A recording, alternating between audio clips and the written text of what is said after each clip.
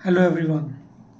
तो वीडियो के टाइटल से आपको देख के लग रहा होगा कि बाय नथिंग ऐसा कैसे पॉसिबल है कि एक फैमिली चलाते वक्त आप कुछ भी ना खरीदें। आई एम टेलिंग यू, एक एक्सरसाइज करिए आप ये देखिए कि आपके घर के पूरे सामान को स्कैन करिए और देखिए कौन सा ऐसा सामान है जो आपने पिछले 6 महीने 1 साल से यूज़ नहीं किया है।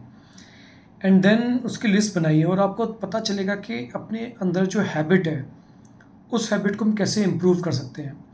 अब मैं आपको एक-एक करके कम से कम 9-10 ऐसे चीज़ें बताऊँगा, जो मुझे लगता है कि अगर आप थोड़ा भी, अगर जैसे 5 भी आपने फ़ॉलो कर ली, तो वो आपकी वेल्थ क्रिएट करने में आपको हेल्प करेगी। And I am telling you, मैंने ये फ़ॉलो की है और मैंने एटलीस्ट देखा है कि कैसे बूँद-बूँद से घड़ा भरता है, राइट? इसका मतलब ये नहीं है, मैं ये नहीं कह रहा कि आज की आप करंट सिचुएशन में एन्जॉय ना करें या खर्चा ना करें, नहीं, ऐसा नहीं है।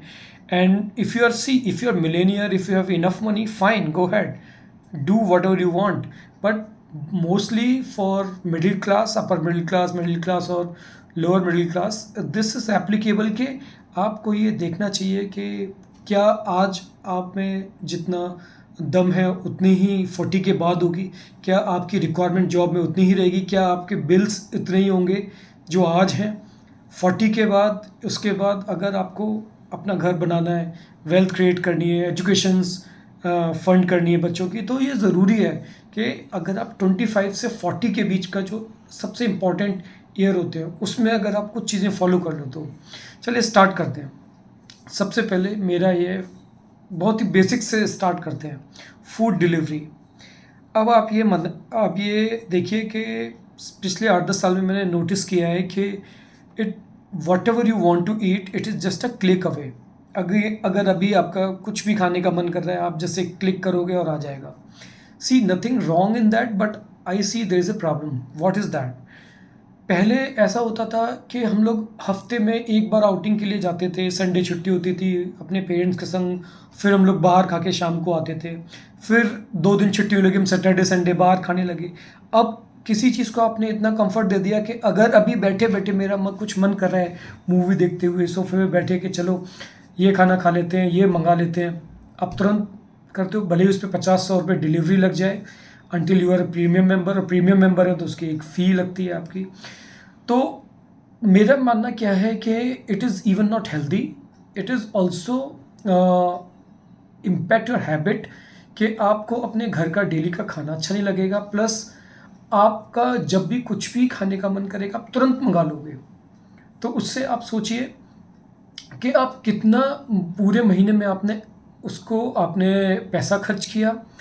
आप उतनी जगह पे बाहर जाते, लोगों से मिलते, रेस्टोरेंट में जाते, एक नया एक्सपीरियंस मिलता, कोई नया मिलता, तो वो चांसेस भी कम हो जाते हैं। तो मेरा ये मानना है, आप ये देखिए कि आपने कितना पैसा फूड डिलीवरी पे खर्च किया है और कितना आपको करना चाहिए था। आई एम नॉट आस्किंग कि आप इसको बंद कर दो, I am asking to minimise it and to control it. Second second जो मुझे लगता है वो है आपका हेल्थ रिलेटेड इक्विपमेंट्स। जैसे कि आपने कोरोना में हो सकता है बहुत लोगों ने ट्रेडमिल और बाकी जो हेल्थ से रिलेटेड कुछ इक्विपमेंट्स होते हैं, गैजेट्स होते हैं, वो ऑर्डर कर दिया कि मुझे हेल्दी रहना है। Very good, but tell me one thing, आपको ये देखना चाहिए कि क्या आप जो घर पे हेल्थ रिलेटेड इक्विपमेंट मंगाते हो, क्या उनको यूज़ भी करते हो? क्या वो घर पे ऐसे ही पड़े हुए हैं?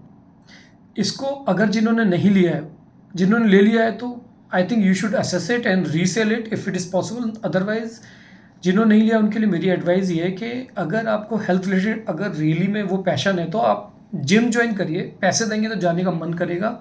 और देखिए कि क्या आप 6 महीने 1 साल जिम कंटिन्यू कर पाते हैं, क्योंकि जहाँ तक मैं जानता हूँ मेरे दोस्तों को, मैं खुद, जिम ज्वाइन करना तो आसान है, या बट उसको कंटिन्यू करना मुश्किल है। कभी आप कहीं बीमार हो गए, शादी में गए या कहीं भी ब्रेक हो गया, तो वापस आके 1-2 दिन नहीं गए, फिर से थके हुए, वो ब्रेक हो जाता है, फिर आप जाना बंद कर देते हो। इसके लिए बहुत ज़्यादा डेडिकेशन चाहिए होता है। तो आप अपने खर्चे को असेस करिए, देखिए कि अगर आप क्या नाम है कंटिन्यू करते हैं, वो पैशन है तो कंटिन्यू करिए एंड घर पे मंगाइए। नहीं तो देख, अब मैं आपको सबसे सही बात बताऊं, फ्री में भी ये सब पॉसिबल है।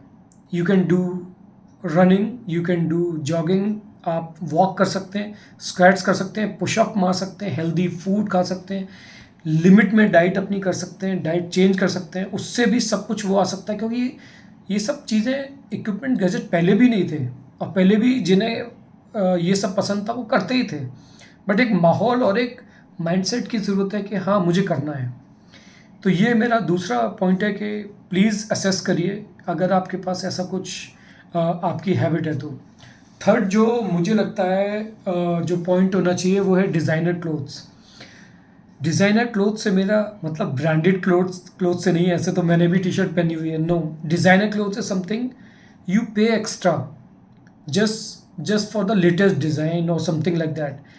See, nothing wrong in that. If you are millionaire, you do that, and it may not be cup of my tea. आपको एसेस करना है कि जैसे आप किसी शादी में गए, आप एक चीज़ नोटिस करिएगा, अच्छी शादी है, उसमें सारे लोग बहुत अच्छे कपड़े पहन के आ रहे हैं, लड़कियां लहंगे पहनी हुई हैं और बंदे डिज़ाइनर इंडियन वेस्टर्न पहने हुए हैं, जो भी पहने हुए, कोई किसी को नहीं देखता, किसी पे कोई फ़र्क नहीं पड़ता, सबको फ़र्क, लोग उसी को देखेंगे जो बिल्कुल ही गंदा सा वहाँ पहन के आएगा, सब उसको नोटिस करेंगे कि ढंग का पहन के क्यों नहीं आया। या फिर कोई बहुत ही एक्सट्रीम कुछ ऐसा पहना है, डिफरेंट कलर या डिफरेंट स्टाइल का, तो उसे देख लेंगे, अदरवाइज कोई किसी को नोटिस नहीं करता। डेली लाइफ में तो I think what you should do, the priority should be a comfort and your convenience और पॉकेट फ्रेंडली। तो मेरा ये मानना है कि ये देखना चाहिए कि आपको जो पैसे आप बचाएंगे उन पैसों को कैसे दूसरी जगह यूटिलाइज कर सकते हैं, कैसे आप अपने अदर बिल्स पे कर सकते हैं, रादर देन हर इवेंट्स में, हर शादी में, हर बार नया कुछ पहनने के। इनफैक्ट फैमिली में मैंने तो बहुत समझदार लोग ऐसे भी देखा है जो सिस्टर्स आपस में एक दूसरे से लहंगा एक्सचेंज कर लेते हैं कि चलो ठीक है, ये मेरा है, एक ही साइज़ है, आप इस शादी में पहन लो, मैं उधर गए थे, विच इज़ ओके। फैमिली में ये सब एक दूसरे के साथ चलता है। तो डिपेंड कि आपका स्टेटस क्या है। आई वुड से जस्ट असेस योर एक्सपेंसेस कि मेरा कितना पैसा इसमें जा रहा है, लेटेस्ट ट्रेंड में जा रहा है, right. Once in a while, बहुत नियर डियर की, आपके ब्रदर की, सिस्टर की, या रियल कज़िन, बहुत ही कोई क्लोज है, उसकी शादी तो बात अलग है, but not in every event, okay. तो चौथा जो मुझे लगता है जहाँ आपको असेस करना चाहिए वो है latest gadgets, which includes laptop और your phone, TV, any other electronic devices. तो आप उसमें देखेंगे कि आपने जो भी अभी लिया है वो 6 मंथ में उसका लेटेस्ट वर्जन आ जाता है, राइट। आपको क्या ये देखना चाहिए, आपको जो देखना चाहिए, जो मुझे लगता है कि क्या आपकी जो ज़रूरत है वो आपके पास जो एग्जिस्टिंग फ़ोन है, लैपटॉप, उससे पूरी हो रही है। अगर हो रही है तो कम से कम हर एटलीस्ट फ़ोन को 3-4 साल चलाना चाहिए। फ़ोन की बैटरी ड्रेन होने लगती है 3 से 4 साल में, बैटरी चेंज करवा लो, फ़ोन क्यों नया लेना है।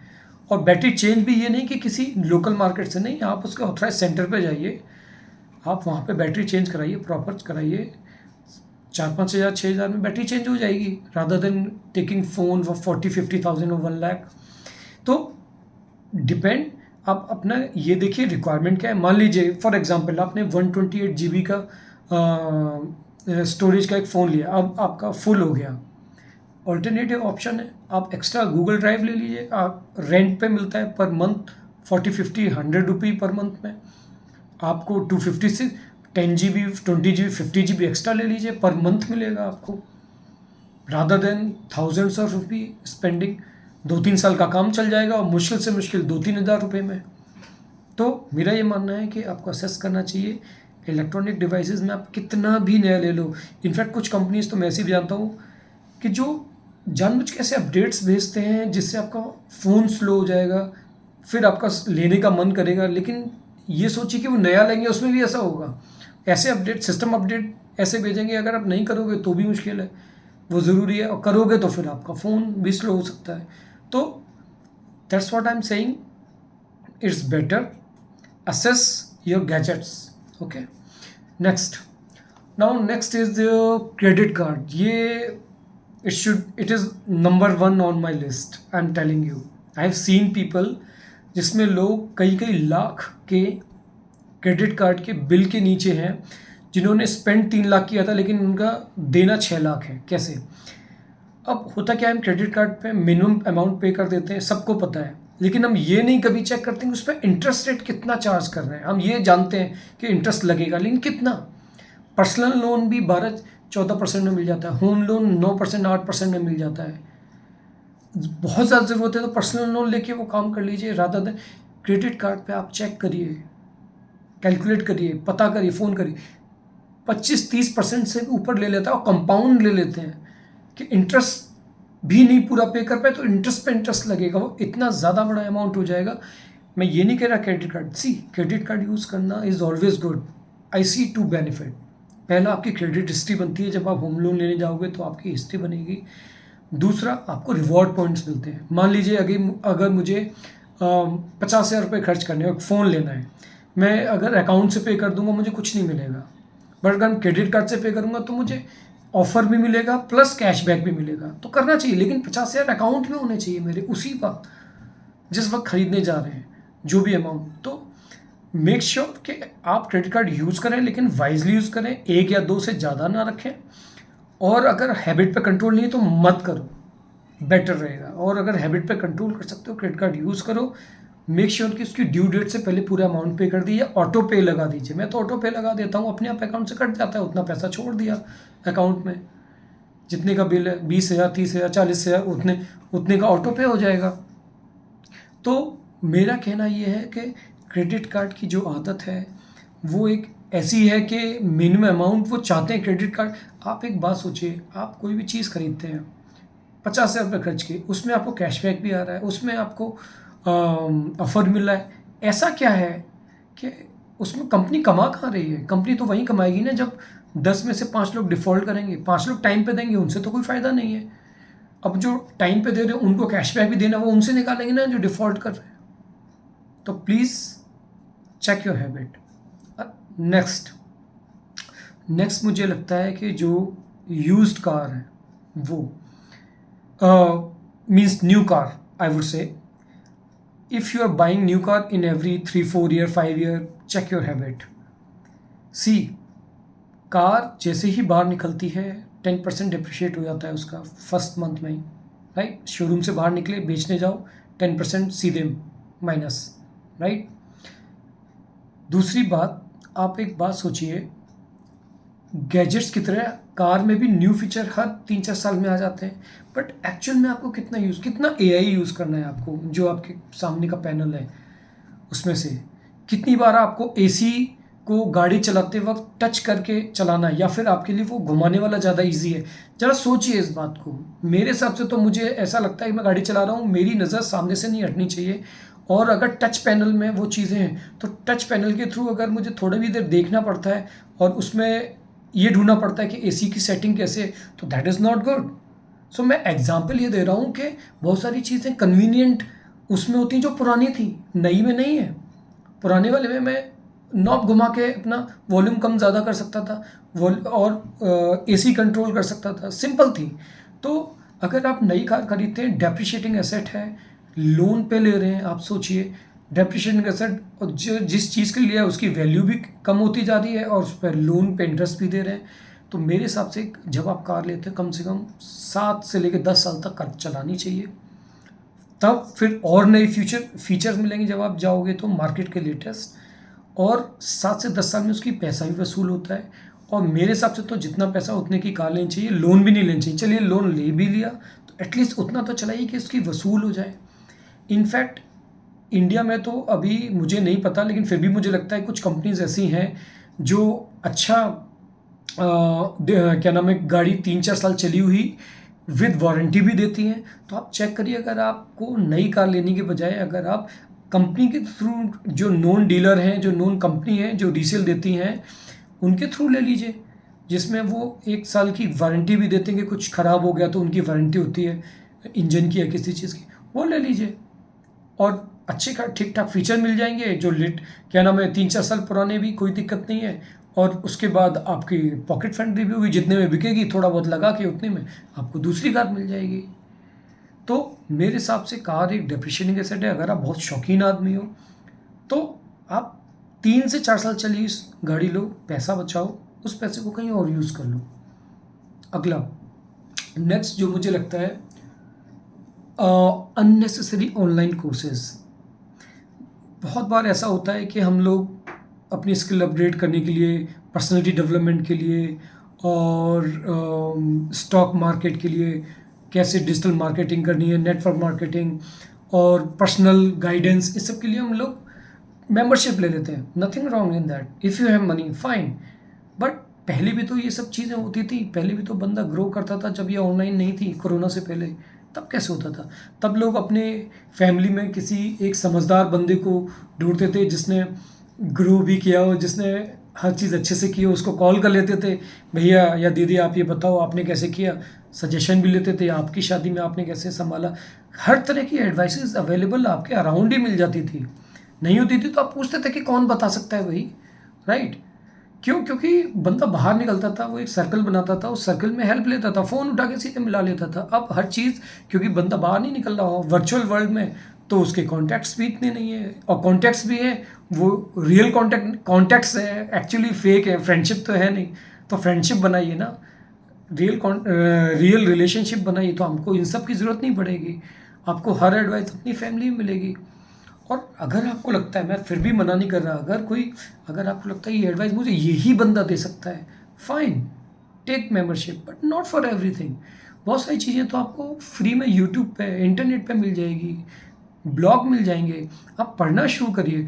मैं देख रहा हूँ एक हैबिट और चेंज हुई कि लोग अब ना तो लिखते हैं ना बुक पढ़ना चाहते हैं।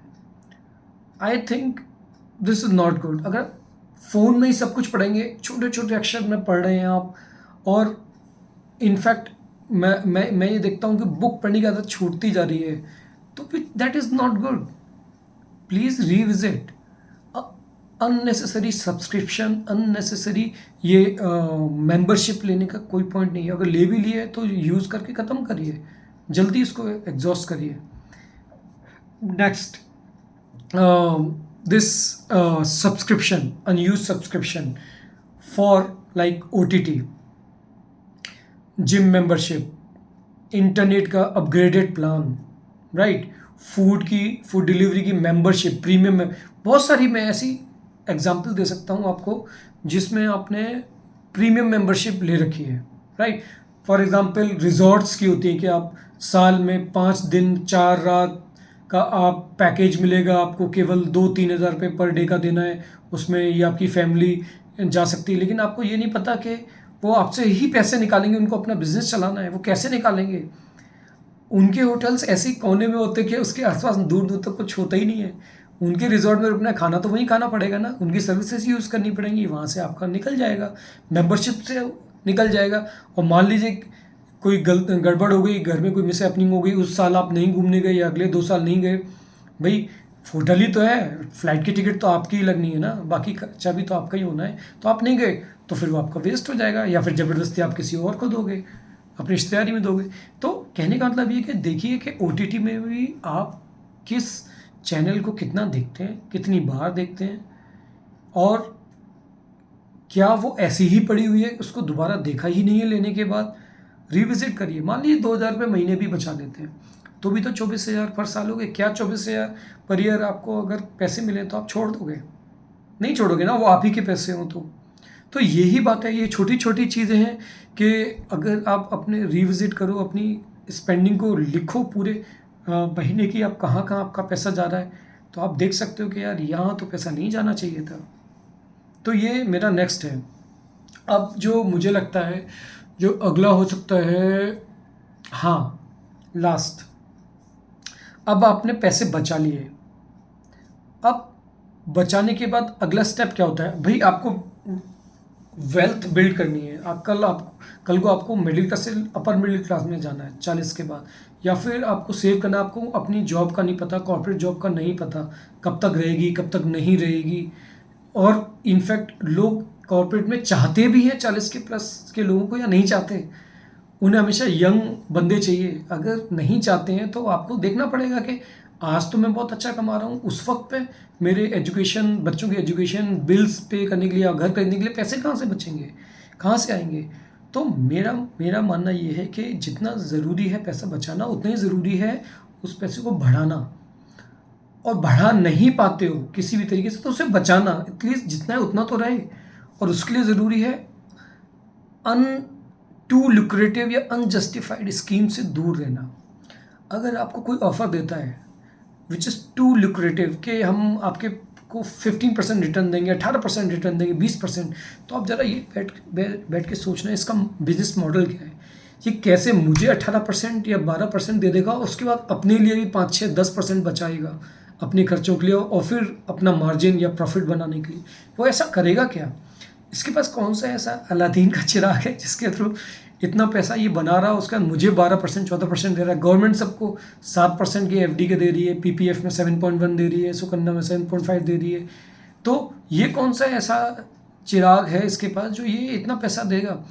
या फिर कुछ ऐसे आपको स्कैम्स आते हैं, वो तो आप खैर मोस्टली अवेयर हो गए कि आप वीडियो को लाइक करिए तो आपको इतने पैसे मिलेंगे, या फिर आप इस चीज़ को सब्सक्राइब करते हैं तो आपको, अरे प्लीज़ केवल जानी मानी और आसपास पूछ के ही जो आपकी फैमिली में बाकी लोग जो जिनका भरोसा है, स्पेशली गवर्नमेंट की जो स्कीम्स हैं या फिर म्यूचुअल फंड है, स्टॉक्स है, जो कि पता है कि चल रहा है पिछले 50 साल से और चलेगा, बिजनेस है तो स्टॉक मार्केट भी है और वो चलेगा। ये बात अलग है कि उसको मैनिपुलेट किया जा सकता है, पंप एंड डंप किया जा सकता है, वो अलग चीज़ है। बट आप अपने पैसे को किसी भी ऐसी जगह मत लगाइए जहाँ पर आपको लगता है इट इज़ टू लुक्रेटिव। पता चला इतनी मुश्किल से पिछले 8-9 पॉइंट जो मैंने बताए वहाँ से पैसा बचाया कंजूसी की, और लास्ट में आपने उसको किसी ऐसी जगह डाल दिया जहाँ से वो निकल गया। इससे अच्छा तो खर्च ही कर लेते। इसलिए मैंने स्पेशली ये पॉइंट लास्ट के लिए रखा, जो बता रहा हूँ मैं आपको। पैसे को जो बचा लिया है उसको कैसे आप वेल्थ क्रिएट करो, कैसे आप 10-20-50 लाख दिखें अकाउंट में, या आपके डीमेट अकाउंट में, या आपके स्टॉक उसमें, या आपने गोल्ड लिया है तो कैसे दिखे 50 लाख का सोना है या कुछ करोड़ का। वो इसी तरह से होगा कि ये सारी हैबिट के साथ साथ हाउ टू स्मार्ट इन्वेस्ट। इसी के साथ मैं ये वीडियो एंड कर रहा हूँ।